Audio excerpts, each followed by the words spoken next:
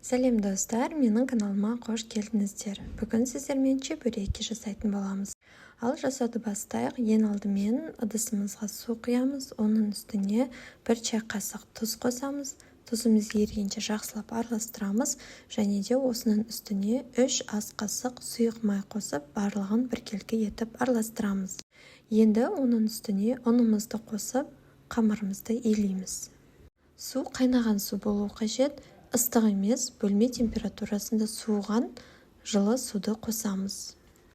Қамырымызды жақсылап илейміз. Біздің қамырымыз дайын болды. Оның бетін салафанмен жауып, 10-15 минутқа қойып қоямыз. Дайын болған қамырымызды видеода көрсетілгендей етіп бөліктерге бөлеміз. Әрқайсысын майда бөліктерге бөліп, оқтаудың көмегімен жаятын боламыз.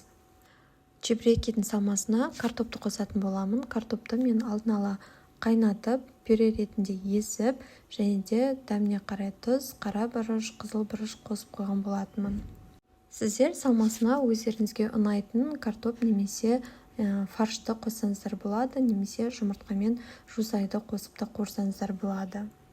Видеода көрсетілгендей етіп, әрқайсысын дөңгелек формаға келтіріп, жайып шығамыз. Жаю барысында қамырларыңыз жабысып кететін болса, онда кішкене пайдалансаңыздар болады, бірақ көп пайдаланудың қажеті жоқ.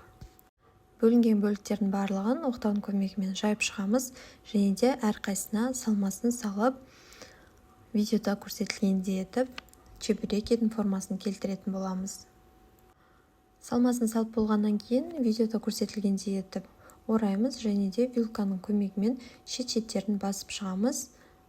Қамырдың артық жерлерін пышақтың көмегімен кесіп аламыз.